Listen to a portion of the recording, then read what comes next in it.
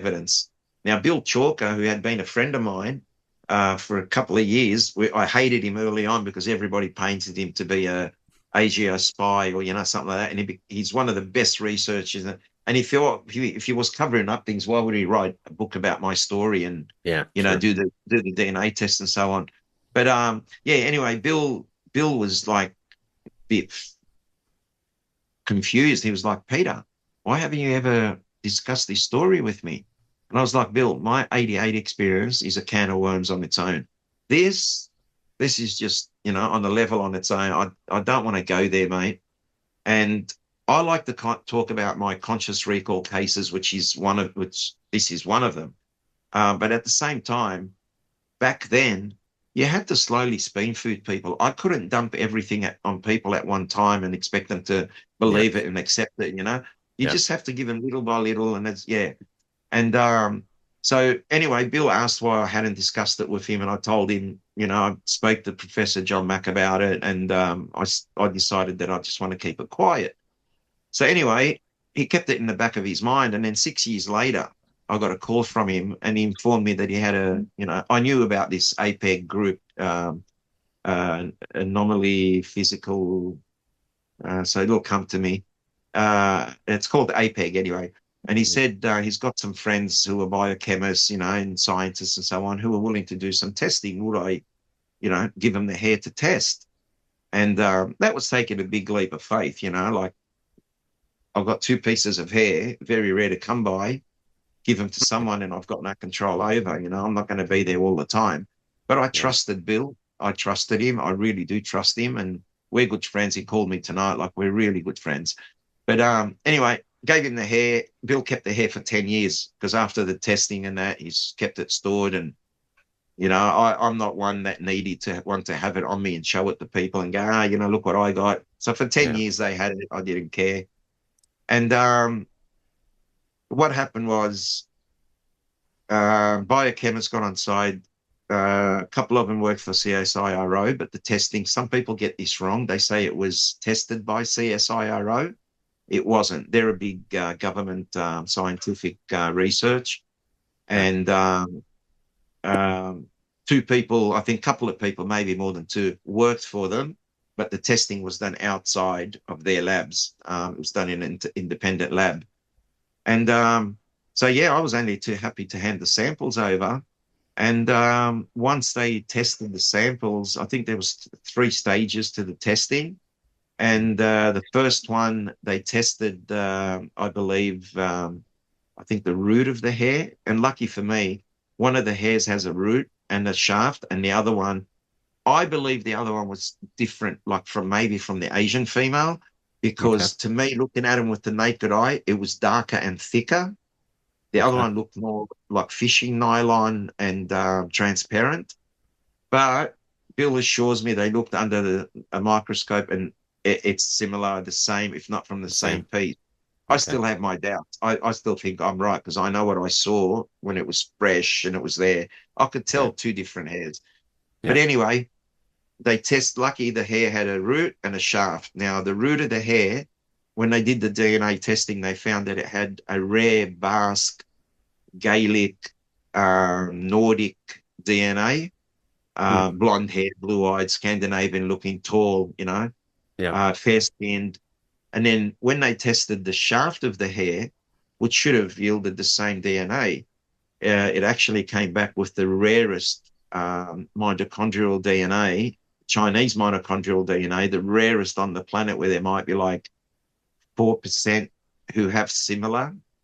Um, so it started to look a bit interesting. Now, before this testing got done, we had a panel of people come out and they sat down at a table across the table from me. I sat on a single chair, and they questioned me and they were asking me about this my experience and what I experienced there. And I remember saying to them just flatly back then, whoever made these females made them for a reason. And they go, "What do you mean?" I said, "Whoever made them to reproduce, to mate Mm. with us, you know." And the blonde female at one stage, before they vanished, she had touched her stomach and pointed. I don't know what that meant, but it gave me an indication that she might be carrying a child and, is going to have it up there or something. I don't know. Um, but anyway, um, when they did, they also did the nuclear phase of the testing, and they also found a CCR5 gene deletion, which if you don't have that, you're not going to catch sexually transmitted diseases, smallpox, AIDS. And I'd say if you're going to have them interact with other species, you're going to make sure that they're not going to catch sexually transmitted diseases. So that was there. So going back to me saying to them, oh, they were created for a reason, um, I was insinuating cloning. But in 1993, when this panel came out and did this, cloning wasn't even spoken of at the time. I think Dolly the sheep was cloned Yeah. not long after. Yeah. And then Bill Clinton put that 5-year ban on human cloning, which I think was crap anyway. It would have probably, it's already been done. But yeah, it was, I knew nothing. Biochemists probably were just starting to learn about the DNA and, how important it is. And on me, just a normal person, I had no clue. The information I learned and looked into was when I saw all these results from my case. Now, these people are professional. Dr. Horace Drew, who I kept his secret for 10 years, I didn't identify who the head scientist was. And people were making accusations that we faked it, that we did it in Bill Chalker's backyard garage on a newspaper, and like degrading the effort, degrading the results and the tests and that. But when these people actually 10 years of me keeping my mouth, and I could have blown the lid off it and made my case look a lot better earlier on, having him on board. But no, I kept the faith and my promise, and I didn't say anything. And then he decided to go public. And it was actually when Stephen Bassett was at my house for 3 days, and he presented the disclosure thing to 50 invited guests. And Dr. Drew was here, and these other people from the other groups realized, oh, this is the caliber of the person who did the test. So, it's way up there. And I had to remind them that it wasn't Bill Chalker doing it on, a newspaper in his kitchen bench, or in his backyard shed, actually. Yeah, there's a lot of politics back there, and people turn on Bill because he sets a bar so high and they can't match it sometimes, so they have a go at him. A very thorough researcher. When he interviewed my family for the book, to write the book, which was released in 2005, he was speaking to my brother because my brother witnessed my 1988 experience.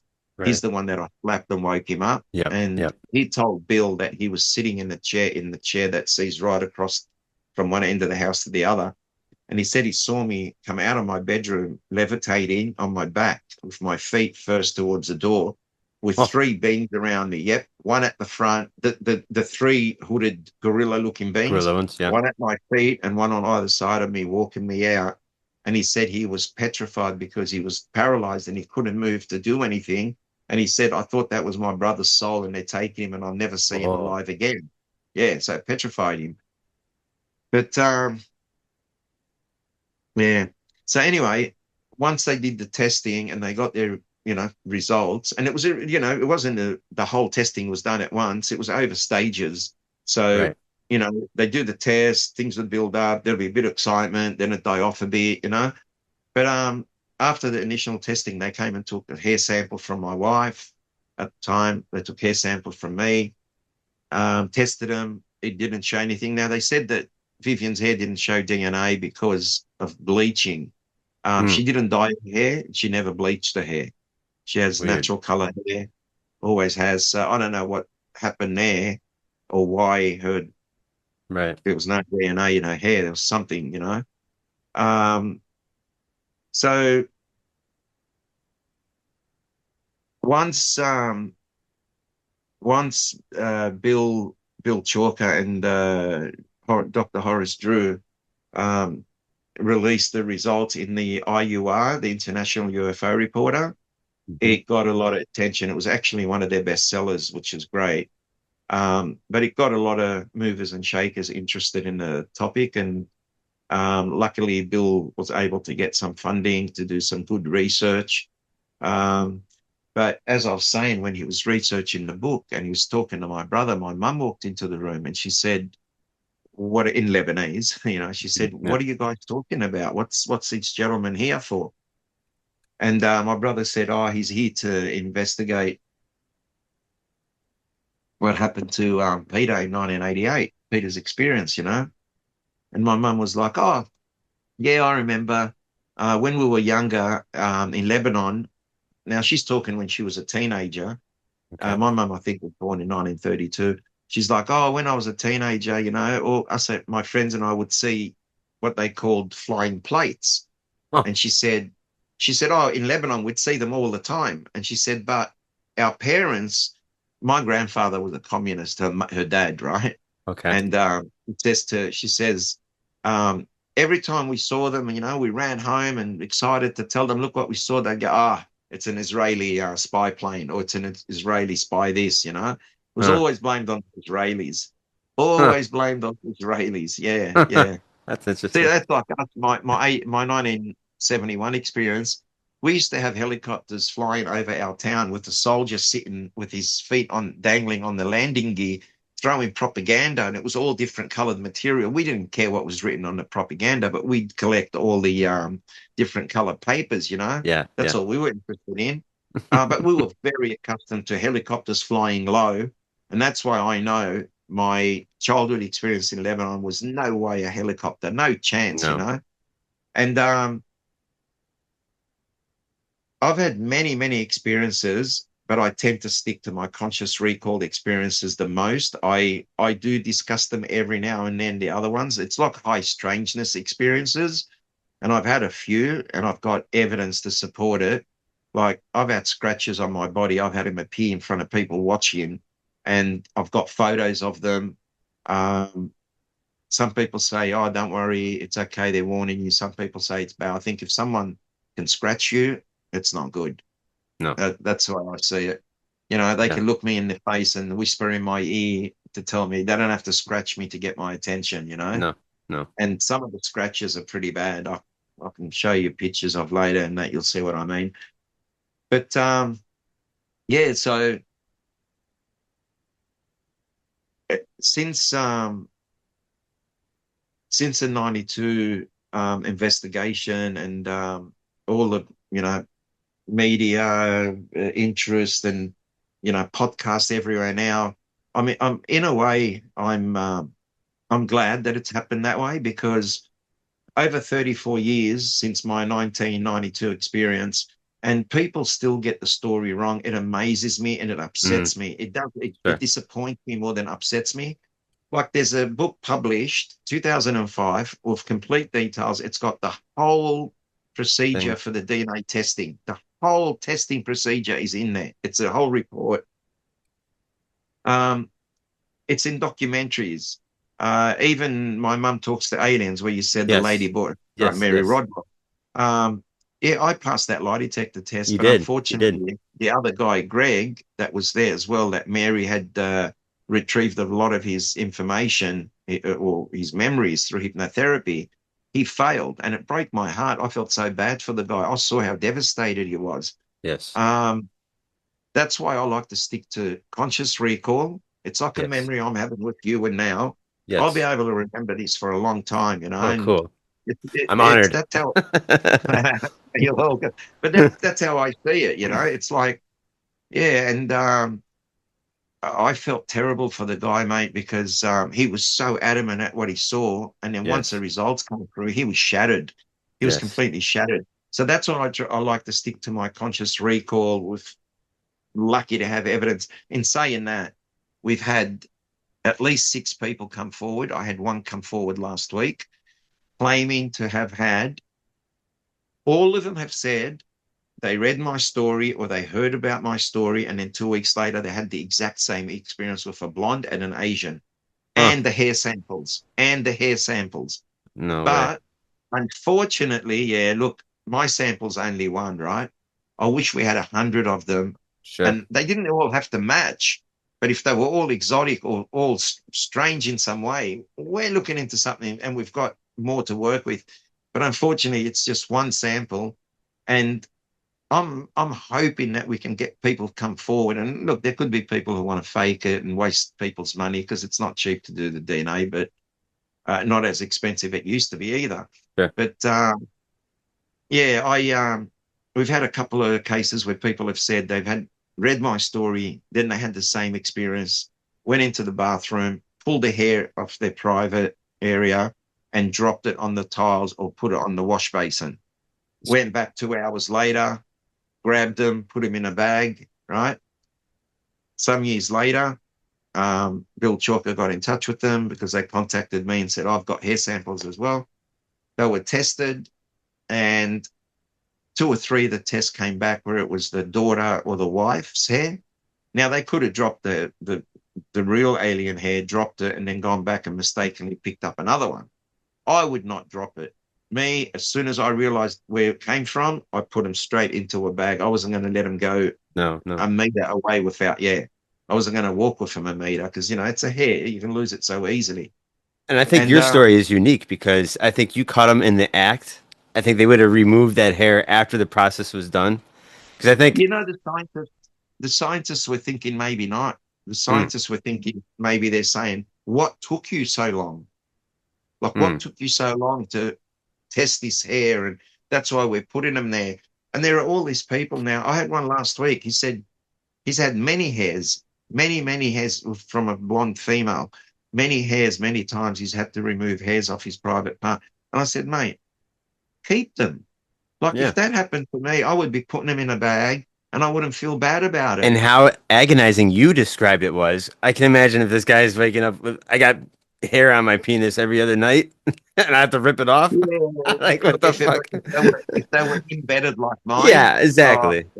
I wouldn't want them there every night. Well, No, repeat, exactly. no, No thank way.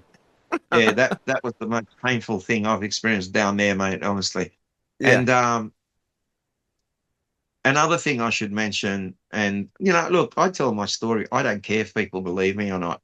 I Yeah. do not care. I know what happened to me, and just because it didn't happen to you, it doesn't mean it's not real. No, As I no, say at times, the war in Russia and Ukraine, I don't see it. I might sure. hear about it. I think it doesn't mean it's not happening just because Peter's not experiencing it. A Exactly. lot of Yep. things in life. So who are we to knock people and their, stories or whatever, unless we think we know it all. But Yes. yeah, and what came about was, I'd say, 6 cases plus this gentleman now. Three of them have produced samples, didn't go anywhere. There's two that claim to have them in drawers, somewhere in a drawer. The gentleman's telling me it's somewhere in a drawer. I don't know which drawer, but I'm going to find it. And it's in a bag, apparently.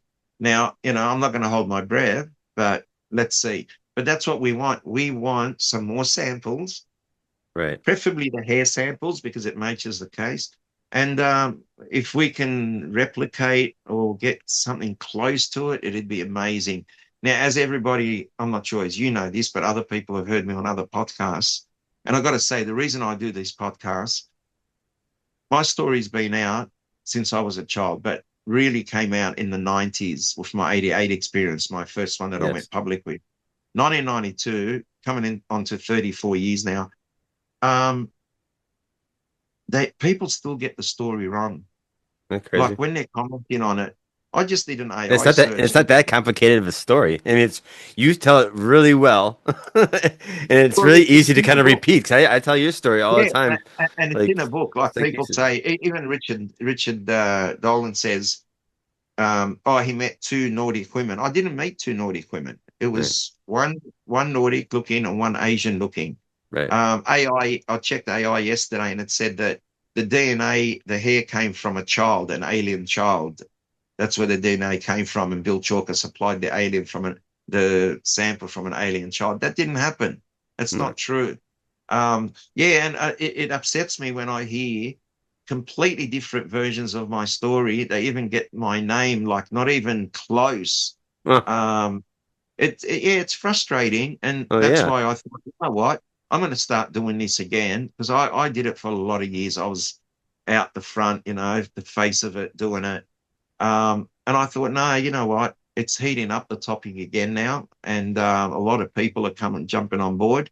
I want to get my story right. So if people hear it from me, Yes. they can quote it as I say it. They don't have to hear Yes. it from 20 sources and get it all wrong. Yes. Hopefully, we can achieve that and make it, sort of more um, complete across the board.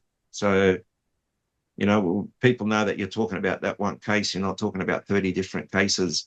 Yeah. Um, I've had other experiences where in 1996, and that was a year Professor John Mack came out here, and this experience that I discussed with him really blew him blew him Mhm. away. Um, I was lying in my bed, and I would have been in bed, I reckon, no more than 10 minutes, less than 10 minutes. And as I'm laying in bed, um, I'm looking, you can feel it. You can feel the sensation of something going to happen. It builds. You can feel it building. There's an energy build up. And I sometimes I let it go, and sometimes I get a bit dread, like, oh no, not Yeah.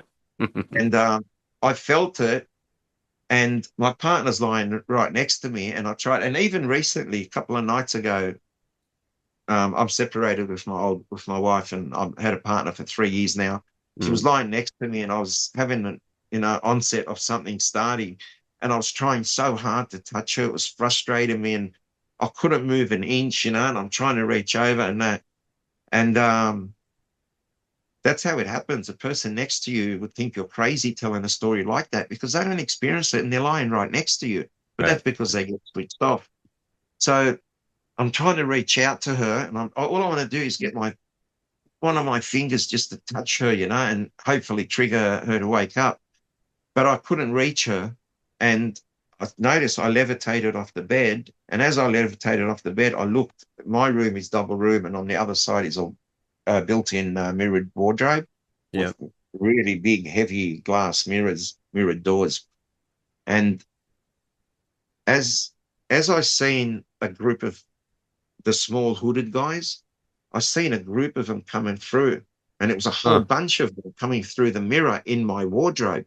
And Oh. I'm like, lying there, and I'm thinking, what? And I'm levitating. I'm starting to already, before they even came into the room, my body is like, feels like it's vibrating with Whoa. static electricity. And I'm raising, and, it's like, I'm talking maybe about, a few inches off the bed, not too much.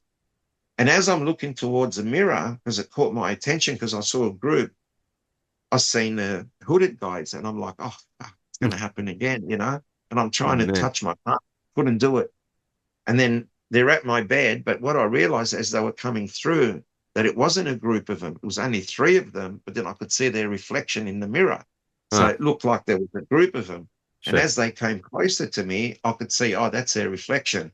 So that calmed me down a little bit. Three is not bad as six. And then they levitated me up through like the archway and through into the other room. And as I saw the first being go through the mirror, it was, I wouldn't say like water, but yeah, it not when water Kind of cascades, rippled. you see water running cascade. This was like water, but shimmered upwards, and that wasn't Whoa. gravity feeding it down. It was like, shimmering. I saw the first being go through, and I saw the back of him just vanish. And Whoa. then right behind him were my feet. So I saw my feet going through the mirror. But as Huh. soon as I felt that, I felt like it was like imagine a bowl of jelly, and you put your finger in it, and you've got to Oh yeah. really Sure. get Sure. in there. Yeah. That's what it felt like going through the Wow. mirror, but it was warm. It was staticky. It was warm. And as I went through, my calves, my knees, going up I get up through my torso, and as my face gets closer to the mirror, I could see, oh boy, I could see the awe and the fear in my face. Looked Oh, like I for was sure. petrified. I was like, what? No, I don't think I could pull a face like that if I wanted to. I was like, I was scared. Oh I was yeah, for like, sure, dude. fuck, am I gonna? Yeah, Yeah. where am I going? Am I coming Oh back? my What's God. happening?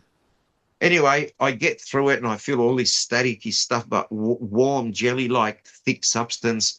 I get through it, and the beings are with me, so they're about here, so I can see them going through basically just before me, and we go through, and I don't remember being taken like on anything. Now later through hypnotherapy with Professor Mack, I remembered being taken and laid on a table that was like it was as if the whole machine or place we were built in was like 3D, and it was all blended in. There was no Whoa. corners. There was no lights like you see lights. The light, all the walls emitted light, and it was a Whoa. really nice light too. It wasn't overwhelming or anything. The ceiling, the floor, everything, and the Was there any table itself smells? looked like it smells. Was there any kind of certain No, smells? Okay. no. Hmm. It was probably, if anything, it to me it smelled sterile. Hmm. But yeah, I'm in there and I can see as they're taking me to the table, I could see that the table was like blended in. It wasn't bolted in or it wasn't, sitting on a thing. It was like molded into the ship. It looked like it all blended into one piece. Hmm. And not that I was taking too much note, but what I could see, it wasn't like our rooms with edges and stuff like that. And I remember them being around me and basically chirping like when they talk to you, they chirp like birds. And it happened to me in my 88 experience where I Hmm. have a memory of I'm on a table and they're talking to me, but they're chirping like birds. It's like birds in a tree, just, how they all chirp. You Sure, think, sure. how am I going to understand what either any of you are saying, let alone one? It's Huh. hard. And so, yeah, it's that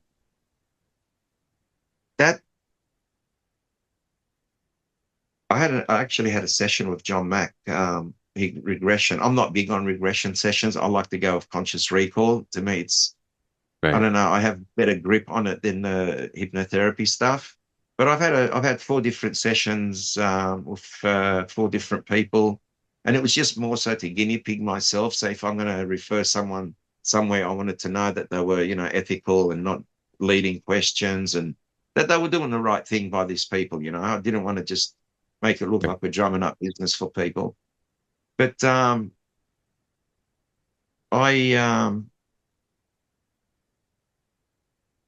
I don't know where I was taking that, like when I went through the mirror, but something really, really connected happened. Um,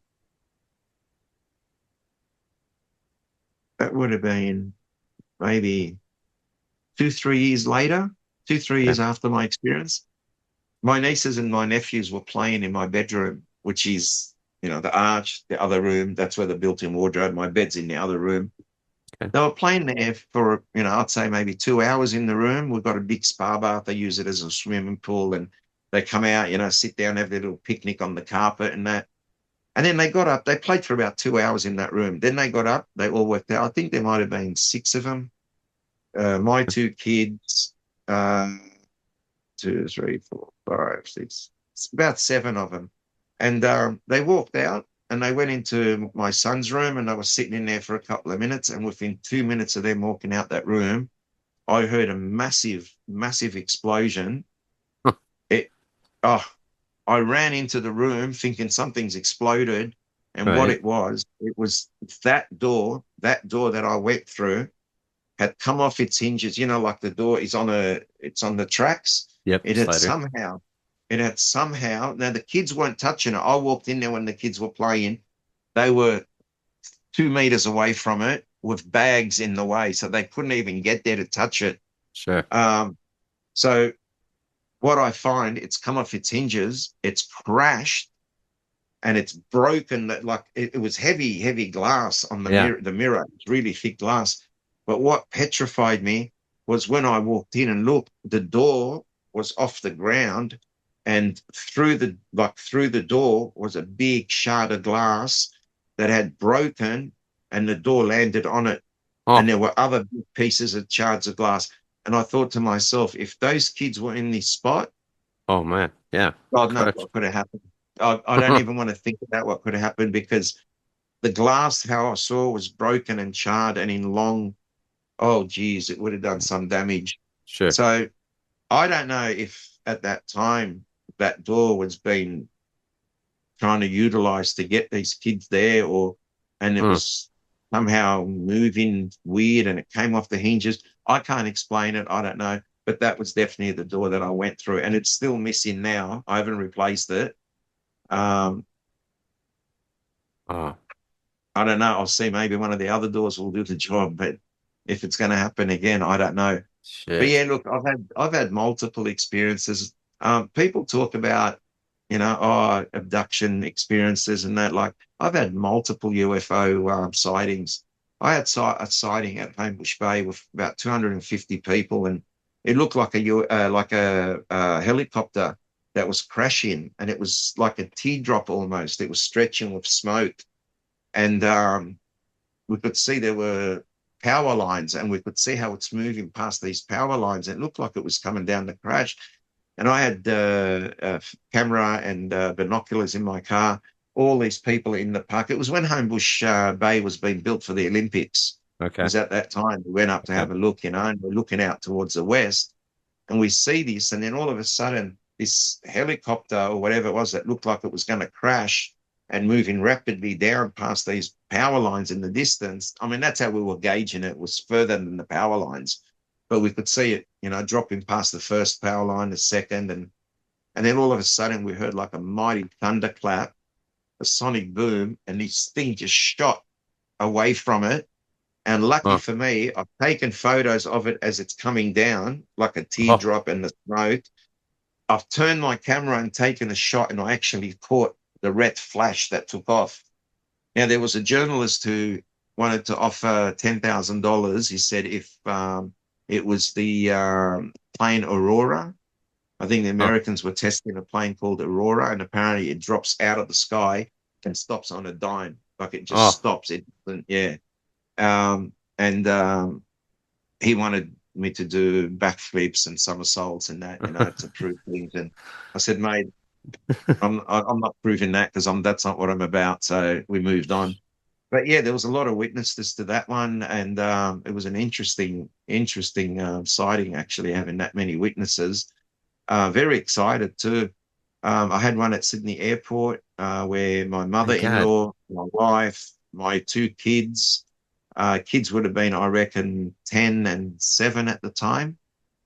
There was probably 30, 40 people, and it was at a place called Sans Souci Monterey, where you're across the road from the airport, and you put $1 in a telescope, and you have a look, and you can see the planes taking off and landing on the runway. It's just the gimmick for the kids. And as we walked up, I looked up in the sky, and actually I saw military planes taking off and heading into the one direction towards one point. So when I started looking, then I noticed there was a sphere, like a silver sphere, big as a soccer ball, big as a Mm. basketball, hovering up in the sky. And these planes that were taking off from the ocean were heading towards it. And I got the impression they were filming as they were going past it.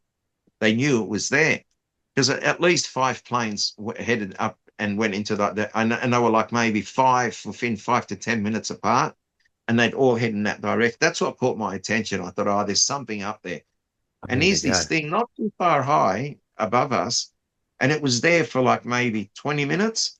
And my ex-wife was standing there looking at it. My son's pointing at it. My mother-in-law's like, oh, she's Greek, Orthodox. So she was like, praying and saying, oh, this is, yeah, this could be evil. Anyway, I went across the road to my car where it was parked, and I had a camera, I had binoculars. I took them out of the car. I walked out. I stood on the other side of the road to where my family were, and I looked up, and there it was. It was still there. And I should have pulled the camera out of the case and just taken a Oh, couple of you should have. shots. Yeah. Thought, oh, no, I'll do it when I get across the road. It's safer. I'm on the other side. Walked across the road, got there, looked up, it was gone, Gone. you know, and I kicked myself for that. Um, Another time I kicked myself, I had from 1988 where they put this thing in my head. In 1992, when I had my head injuries, I was going to do a scan, a CT scan. So the night before, and I'm claustrophobic, so I don't like to be in the Right. machine. They got to sort Right. of put me under a bit and that.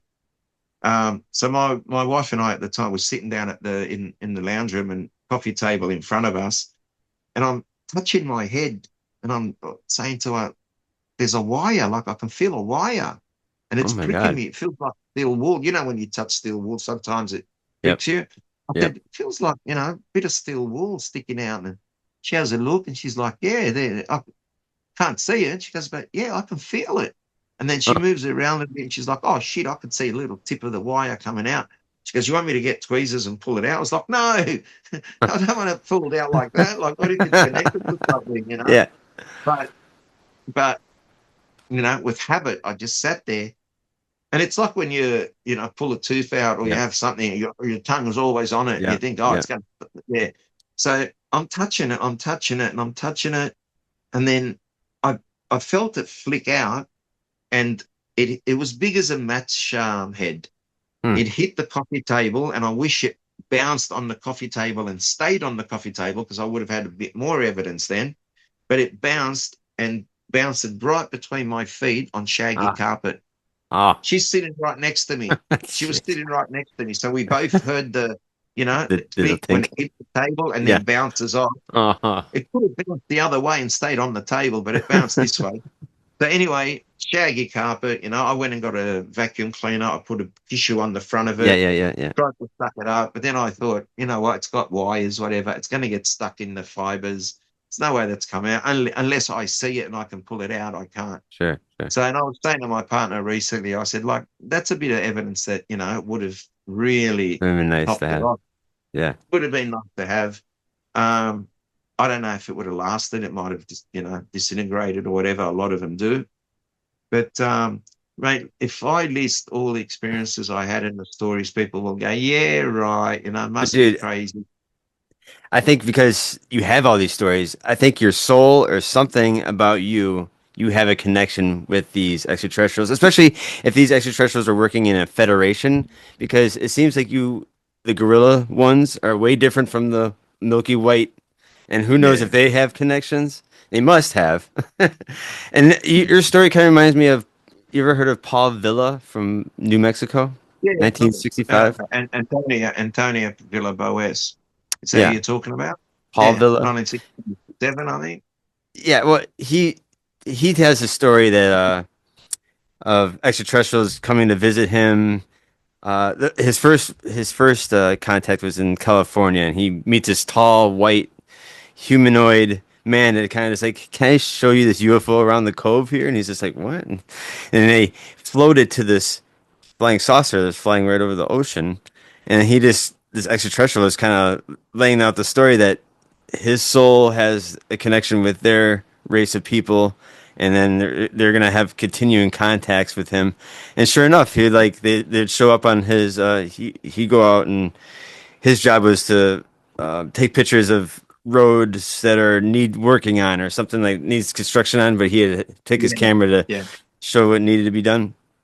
So yeah, he'd go to these sites, and these UFOs start popping up, and he started taking pictures of these UFOs that had come and have interactions with him. And these people, these extraterrestrials, are just kind of reminding him that there's Yeah. his soul is part of their.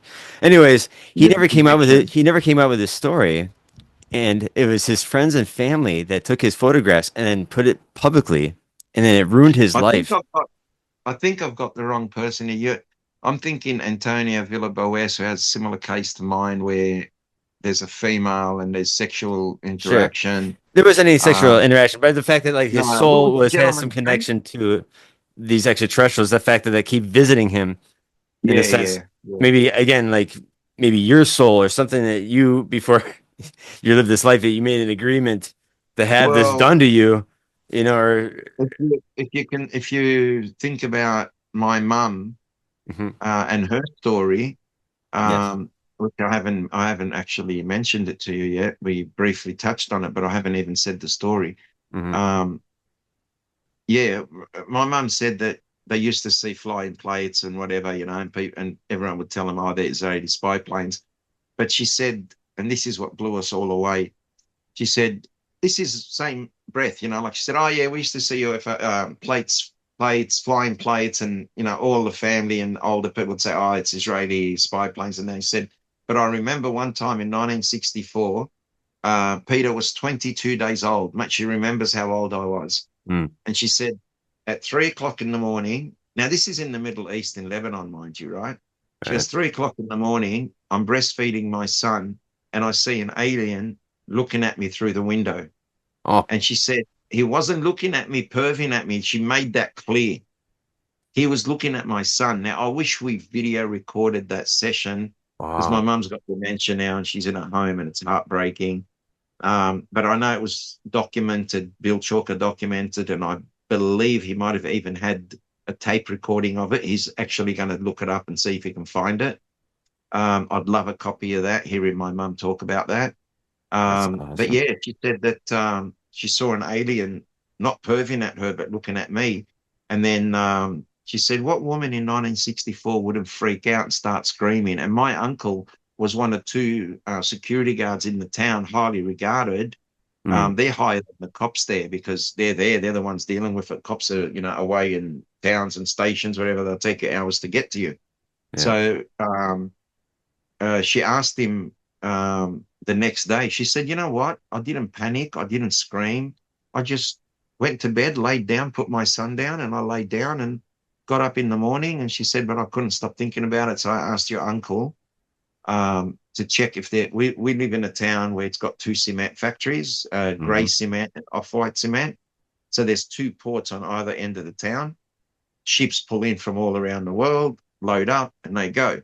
So she thought maybe a ship was in, Westerners, Americans, Switzerland, blonde, fair skinned. But she Yes. said it. Yeah. She said the whatever looked at her through the window had flawless, milky white skin, Mm, beautiful blue eyes, and very nice features with the nose and mouth and that. And she said, and he had like little wavy, little bit of curlish hair, and it mm, was like a boy's hair, it wasn't like yep. alien Nordic with the long hair and that. Yep. Yep. Yep. And she said, yeah, he was just looking at me. She said he wasn't perving at me, he was looking at my son. Mm, And when my uncle couldn't find any reason for it to be there, like any foreigners, yeah, she said she remembered it and never forgot it, that's but never talked amazing. about it.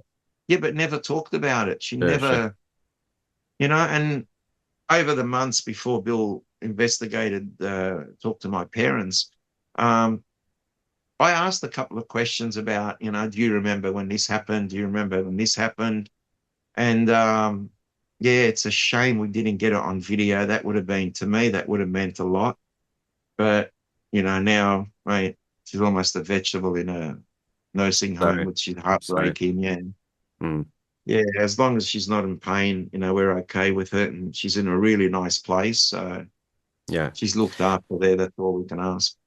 But no, again, your story is so important, and I think because I'm a big ancient astronaut theorist, and the fact that we hear these ancient stories of angels mating with humans and having their own agendas, even the angels that came here in the beginning making giants. It makes you wonder, like there's a breeding program going on, and they could be seeding the stars with other humans like us, or Well, hybrids.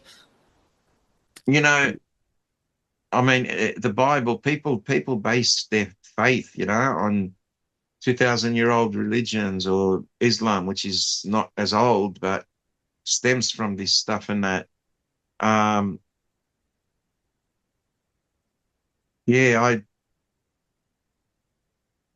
I believe, I believe they put us here. I know it's going to be controversial, but I believe they seeded us here.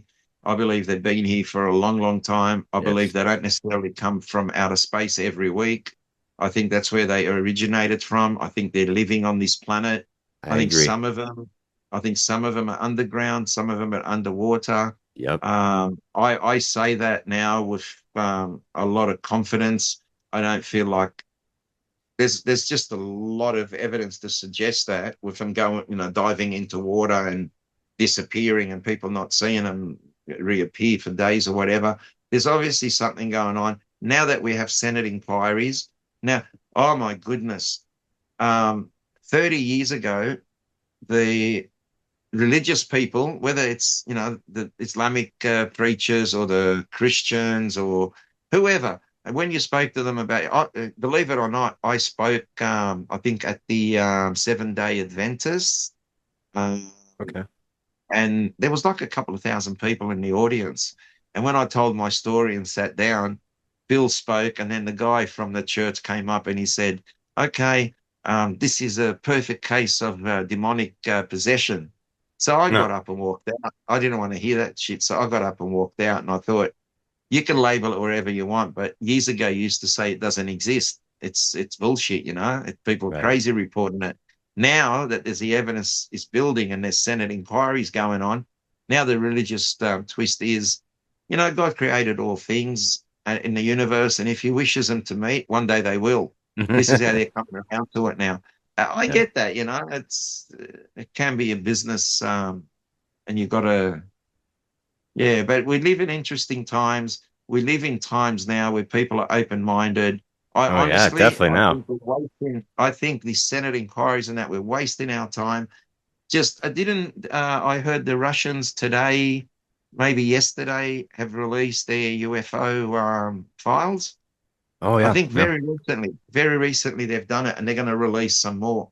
good, Um, Damn, you let right? them beat America let them beat them to something. They Well, let them America's release. America's got his own crazy shit going on right now. I don't They know if you heard do, about the they Epstein do. files. Holy Christ! The Holy what? shit! Oh, geez. Yeah, I I was think gonna, that's why every, yeah. I was gonna say, I don't. I was going to share a little story that I have that I acquired these photographs. I have about 3 years ago. I caught wind that Colonel Wendell Stevens, who's a famous UFO investigator from the Yeah, 1960s and I 70s, know. he's known for the Billy Meyer case in Switzerland. Yeah. He had a storage lock. Well, he died about 12 years ago, and he had a storage locker that had a bunch of his shit in there. And his associate was keeping up with his storage locker fees until he recently died. And then the storage locker was opened up to the public, and I got into that auction and won Oh, two did you? boxes of original photographs of stuff that he collected. Check this out. Tell me who was bidding for his work? Who is his associate? Or No, who? what type of people were bidding for the auction? Oh, I have no Government? idea. Yeah, tons of people. I wish I Yeah. won more, but I mean, I spent a pretty penny. So I got this whole photo album, Oh, wow. Okay. stuff like series of photographs. And then I actually have some stuff from Australia. I just wanted to show you. And they're authenticated autographs. Oh yeah, and some of them actually Cool. has Wendell Stevens' handwriting Is in the it, back room, is this and some of all them with. Billy Myers? Is I'm it sorry. all Billy Myers stuff or is it different people Oh, this is all all around the world type of stuff. all Yeah, around the world? yeah. Yeah. No, I like I said, I have some from Australia. It's really awesome story where this guy was walking on the beach. I think it's southern Australia, where this UFO pops out of the water, and I have it somewhere. Where is it? Oh yeah, here it is. So this is one of the clearest photographs too. Wow. Okay. Yeah, I've seen that photo You see before. that photo? And this Yeah. is Wendell Stevens' handwriting in the back of it.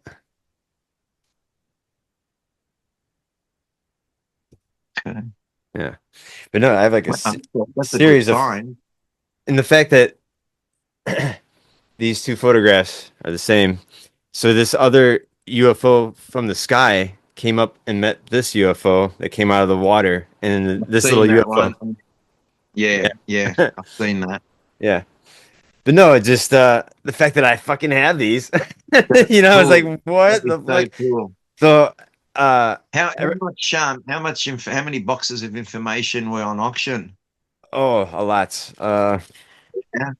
Yeah, like I don't know. I'd probably 30 boxes, but it was like full Wow. of like folders and paperwork and photographs and And negative. Um, was it a number of people that bought them, or was it just a couple of people oh yeah, who it was widespread? always UFO enthusiast. Yeah. Yeah, no, it was really cool. Again, I was very lucky to get some of them because I spent over like $2,000 just to get the stuff that I had. Um, Yeah. but no, what I was gonna say. Oh, so I put all these photographs online, and it went so viral where his old colleagues got a hold of me to verify what I had. So I wasn't just blowing smoke up people's asses that I had these Yeah. photographs or whatever. So no, it was really cool. I talked to Paula Harris, Michael Okay, I know Horn. Paula. Yeah, Yeah, Paula. Yeah, she's dope. yeah, and what Michael Horn as well. Yeah, and then let's Yeah, I know see. Michael. I had him at my house as a guest. Oh, really? Oh, that's funny. Yeah, he stayed at my house for 3 days. Really? Yeah, Yeah, he's yeah. been on my show a few times too. I'll send Um, you a picture of him in it. yeah, no, We had thank a you. group shot. All the speakers and that were, yeah, we had a group shot at my house. They all stay in here. Yeah, no, that's so cool. And no, and we so uh one woman I think actually you've been on her show, Joanna Summerscales from Yeah, the ET Newsroom. England. Yeah. Yeah, Me yeah, she reached out to me and she's like, I would love to showcase these photographs because I'm a big fan of Wendell's and so me and her have been talking and I jumped on her podcast a few times and she's been on my podcast and she actually really blew me up. Um, yeah, Other people have started reaching out to me, wanting me to be on their podcast, and I met my colleague, and we was like, we should do an American version of what I'm doing here in Germany. So I started. It's like, yeah, dude, I'm so down for it. Like, I have all these photographs that yeah, need to be seen, and the stories need to be told. And I believe that the older photographs are the best because the technology with AI and Photoshop and everything else is right, it's so hard yeah, uh, to figure out which what is real. So again, yeah, I'm all about the older stuff, and so yeah, I've been showcasing, and yeah, I it's kind of like again the fact that I'm even talking to you. I've watched your stuff, and I watched other people's stuff for years. Just love the subject, and love the fact that you had these experiences, and the fact that you guys are sharing. I'm so indulged in the subject, and then the fact that like it becomes this weird. I don't know, like I'm steering my own destiny in a sense, like how I'm yeah, talking to people from Ancient Aliens and Professor Avi Loeb from Harvard, and like I'm like, what the like, what the I still can't believe it. I have to pinch myself sometimes. Like I can't believe I'm talking to you. Like yeah. But this is a you know dream. what it is when Yeah. you offer a credible option to people, Hmm. a credible platform. Um, yeah, people are going to support it. I had a gentleman who from South Africa, Hmm. and he asked to do an interview, and I think he had like 67 followers.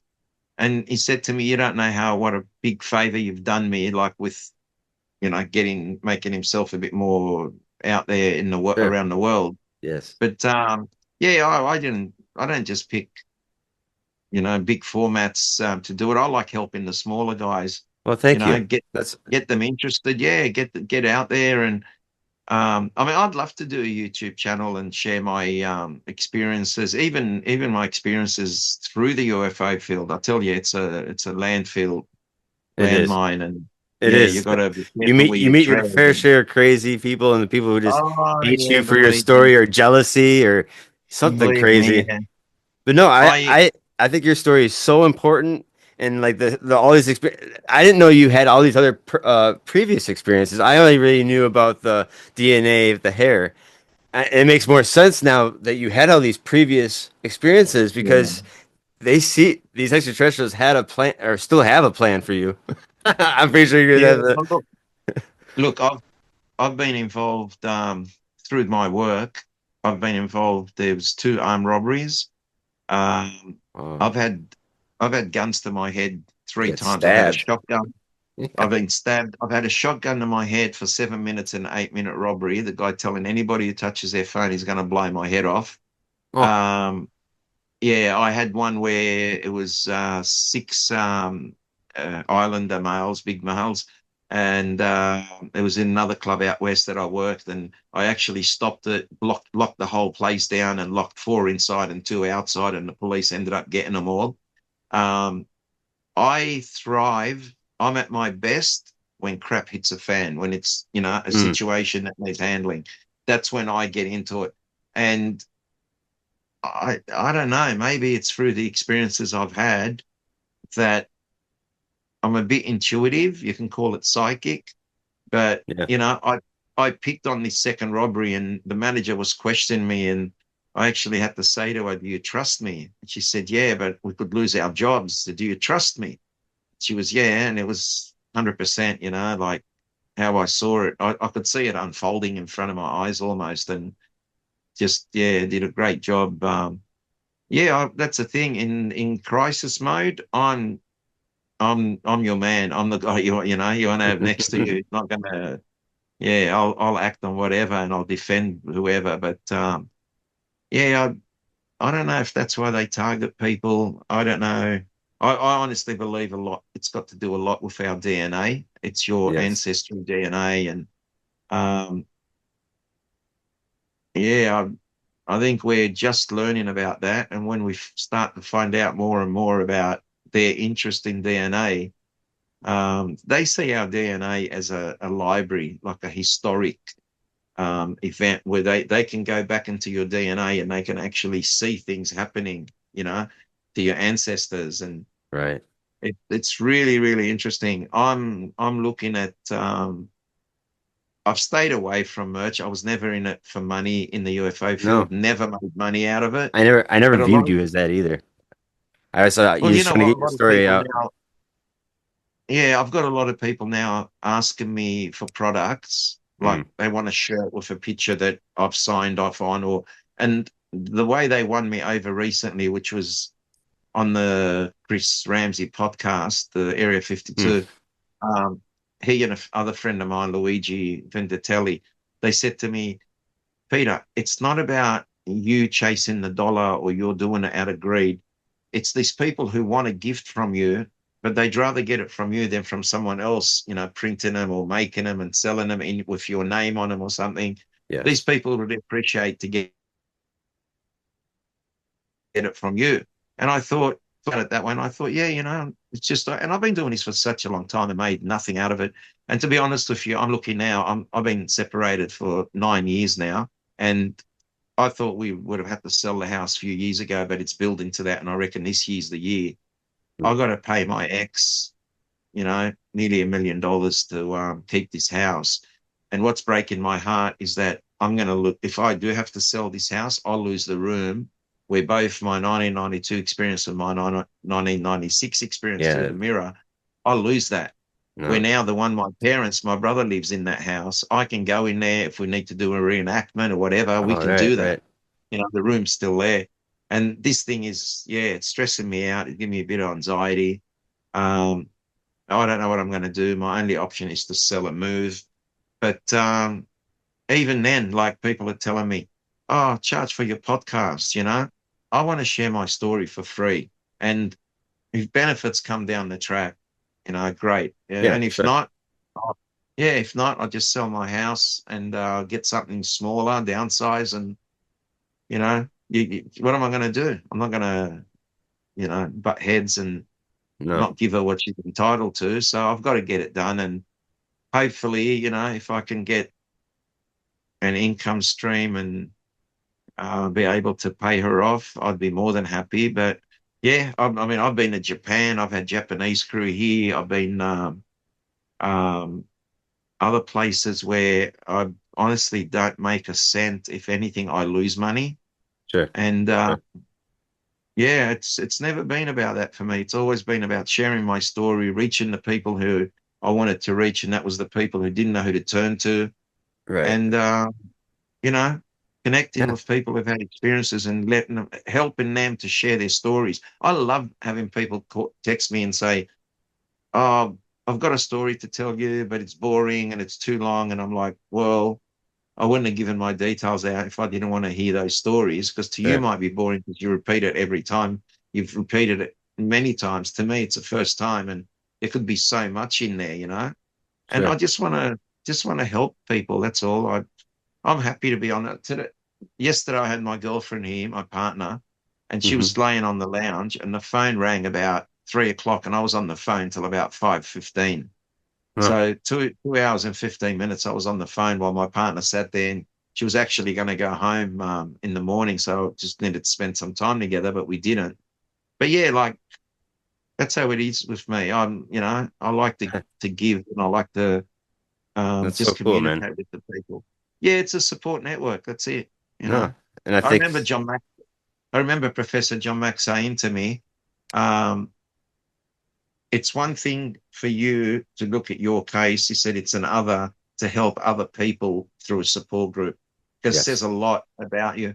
And the first time he attended one of our workshops on the way home, he said to me in the car, he said, "I got to ask you, you allowed everybody to speak, but I didn't hear one word about your story. Why?" And I Mhm. said, "Because John, this event was for these people to share their stories with you. You Yeah. and I can discuss it later. And he said, "Yeah, but it would have been nice to hear you comment, involve yourself in the meeting." He goes, "Don't Sure. just think it's for them and not for you, because it is for you as well." And it Right. made sense. I need therapy too at times. I'm not over this. I No. crumble. There's an incident I had in 2008, which I won't get into now, but I've got into other podcasts. Um, that breaks me every time I talk about it, even on podcasts. I can't help Damn. but I break down, Sure. and it's Sure. hard. It's difficult. It Yeah. takes me hours to get over it. And sometimes I'll discuss it just depending on how I am. But I know now if I do, it'll break me. So I won't. But maybe down the track we can talk about Yeah. I'd love to have you something back like again. that. That'd be And I'll freaking tell you, awesome. it involved a human female, not an alien. Okay. And it was a forced interaction. I'll say Mm. that. Okay. Yeah, where the lady was in tears, and I was up there. It's an interesting story, and the funny thing, well, not the funny thing, the scarier thing, that I was reading a book, and I think it might have been The Threat by David Jacobs. I was impressed much with the book, The Threat, and then I came to this chapter where a lady in her 40s mentions having this experience where a guy comes down floating from the roof, and then Oh, she's crying, and then she's freaking out, and then the guy's above her. I'm referring this in a third person, which is easier for me because I don't want sure. to deal with it now. Yeah, the guy is above her, and then um, he can see she's freaking out, and there's tears running down her face, her cheeks, and as he gets inches away from her face and still levitating above her, floating, says to her, because he saw how petrified she was, says, "I'm so, so sorry." Mm. And years later, I was reading this book, and there's a description in there of this female in her 40s, um, maybe Latina, maybe Italian, not sure, but dark haired. And she says, "I was petrified, and this guy was floating down towards me like aliens were doing it in control." And the guy said, "I am so, so, so sorry." I said it 3 times. And when I read that, I was blown away. Now, some people have said, "Oh, go and find her. Peter, you should look up who she is and find her." No, no. No. What? Just because Reop for yeah, my reopen the for terrifying my shit. Like, benefit, go and find her, and then God knows how she reacts. right. But maybe not the person that I had the interaction with. Could have been someone else with a similar interaction. It's not necessarily I'm the only one that's Right, gone right, through right, right, that. right, right, right, right. Maybe it happened to someone else, and she was just telling her story. But yeah, look, it's an interesting topic. It's I was only talking to someone yesterday, and I said, I look now at where we are, and I look back when I first started. I went out on a limb. I took a big chance to You go took a big public. chance, dude. I was the first Australian to go public with an alien No, abduction experience. I was no. the first one That's to. crazy. That's We awesome. hired we hired the state library in Macquarie Street in the business district. Hmm. That was a big, big venue. Like other people used to hold them in, little hallways or little rooms at someone's backyard or something. And yeah, we held it at the state library, and um, we'd get a fully packed out venue. And yeah, I enjoyed doing that. I enjoyed seeing the people. I didn't realize so many people were into the UFO field. I didn't realize how many. Oh yeah. And once we started holding these meetings, people would want to sit on the floor. We had Hmm. times where people would get so many people turn up that would be asked to do another session straight after. But then you couldn't because you got to book the venue and so on. But yeah, I really enjoyed doing that sort of stuff. And yeah, my dream now, to be honest, is to, if I didn't have to, sell my house, I would have retired in 2016. Hmm. And I want to try and concentrate more on the support group stuff, on putting information out there. I'm big on holding conferences where if you don't need to charge people money, you don't. Just put it for free. But I know you've got to recuperate costs and so on. It's difficult to do these things and put these events on. It costs money, so you've got to get some money back. But I used to fund it out of my own pocket, and Yeah, sometimes I'd lose, sometimes I'd get just the money back, and if there was any extra, it went back into as a donation to the group. That that's was cool. my whole involvement in it. Doing a bit of research. I research cases with Bill. I've done my own research investigations. It's not like I'm just, someone who's had an experience and just tells a story. I've been immersed in this for years now, since 1988. And yeah, I know basically a lot of the big people in the field because, Yeah. um, yeah, I've done the hard I work. think And I think you're part of the big disclosure, dude. I think you're like the one that's I kind of hope so. pioneering it. Kind of I hope because so, but I see the Americans as, if it didn't happen in America, they're not interested in it. And I've been saying to them recently, what? Because they make comments like, "Why didn't I know about that case? If this case is real, with the evidence, that why didn't I know about it?" Guys, it's been in a book since 2005. I've and been it really talking depends about on how it. many people are really digging into the subject. I mean, you really have to Not, like not even like, if you hear my name and you go, "Oh, this guy claims to have DNA evidence." It's not so hard to find the information. no, And that's it's why I'm true. doing what I'm doing with you now, because I'm It's true. hoping that rather than someone just go, "Oh yeah, the hair came from a child and it was in England," and oh no, they confused three, four cases, melts them all together. Not even my cases, other No, people, and right. even my name gets changed, and it's That's fucked up. frustrating. But Yeah. you know, all you can do is put your story out there and keep it consistent. And that's the Yeah, thing with me, my story. It's always been consistent it since day is. Yeah. one. Every And interview I've heard from you has always been the same. And today, that exactly the same. there's no I was like, reason to change that's it. great. You have it You down know really what? good. A friend of mine wrote a book. She might have been a guest on your show, but I'm not going to name her. Wrote a book recently, and already second edition says memories, new memories, and that. And to me, it's like, um, memories. That's why I'm not rushing my book, because I don't want to put something and then print it and go, "Oh shit, I forgot that." Right. The memories should be there. These new memories in that 3 months, 5 months after a book's been published. Yeah. Wait a little bit longer and then bring that up again. It's, yeah, to me. So I've got to be careful how I go about things, and Yes. uh, we'll see. But I honestly enjoy chatting to people like you, and um, it takes a bit of my time, but other than that, I'm Well, again, doing what I love. I'm so honored that you would take the time to chit chat with Oh, me and it's a tell your pleasure. story. It's a And pleasure. that again, I've watched you for years. I told your story multiple times to other people. Again, we always kind of come into a subject matter of like sexual interactions with extraterrestrials, and your Yeah, story always kind of pops up because the fact that you hold the holy fucking grail of DNA evidence speaks fucking volumes, dude. Like you, you're the best and only one that I've know that has the best story and the physical evidence that goes along with it. That's the most but important thing. That's like, what the fuck? you know what else? You know what else? I haven't used the sexual aspect of my case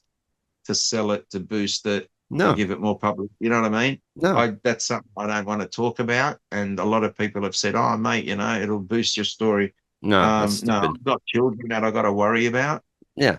and And I know. that's not even the most important part. If anything, you're just showing that these extraterrestrials have a long history or an agenda to mate with humans and make their own That's right. hybrids. And then you even kind of said that these women were kind of meant to be these people to breed, like to No, they were made that's for a kind of their reason. job to do. Yeah, they were made for a reason. Right. Absolutely. Yes. Yeah. Well, Peter, that was amazing, and I can't wait. I'd love to have you back again because you seem to have more stories, and I think you have more stories to come. And yeah, that was I'd love to amazing. chat to you. I'd love to chat to you about the high strangeness. Did you say you had some high strangeness stuff as well? Well, I had my own personal UFO sightings. Other than Yeah. that, no. No, well, when you start to experience the high strangeness side of things, I can deal with the aliens. I can deal with them every day. They can abduct me today, tomorrow. I can deal with it. But the high strangeness gets me a little bit. Sure. Yeah, Yeah. it puts me in my place. Yeah, 'cause if you see what the photos and the evidence I've got, it'd just blow you away. Maybe another show about Yeah, that. that'd be Will great. That'd be I've, really good. I've got some stories to tell you about that, like interesting. But yeah, Sweet. yeah, Yeah, that'd be awesome. Hey, can you share where my audience can find your YouTube channel or where maybe a website they can find you at or reach out to you? yeah. I don't have a YouTube channel. People have been trying to push me to get one soon or get one done, but yeah, you can reach me on Peter K88 at mail uh, .com. That's my email, or you can get me on Facebook Messenger. You'll find me. There's a lot of Peter Khoury's there, but you'll see Peter Khoury standing in a field, and that's the field in Melbourne actually where Kelly Cahill had a sighting. Yeah, We went down there, and Kelly was a friend of mine, and we worked together. I helped her a lot when she was going through a very stressful time. That's a really interesting case, very, very interesting case, which got muddled up by the actual investigator, mm, unfortunately. But I don't want to be liable for for sure. damages in court or defamation. But yeah, very, very unprofessional. And we still don't have the report since 1993 to now. Mm, Um, you know, we still haven't, 30 years, we haven't had unfortunately, we haven't seen the report and the version of the other people that were involved. It was right, a really good case, but unfortunately, but she wrote a book about it. It's there, but you don't hear the other people's versions. That's a problem. right. Yeah. No, again, that made my night. I'm so glad that even though it was 2 in the morning for me, I was still like bushy tailed. Right when I got up, like, oh shit, I've got Peter. Sorry to keep you up so long. No, no, Sorry. please, my dude, trust me. I went to bed early knowing that I was gonna be up a little bit. No, this is the highlight of my day, or maybe the year, to tell you the truth. So, thank you Yeah. so much, Peter. Hey, can No, my pleasure. you stick with me for 2 more minutes? Yes.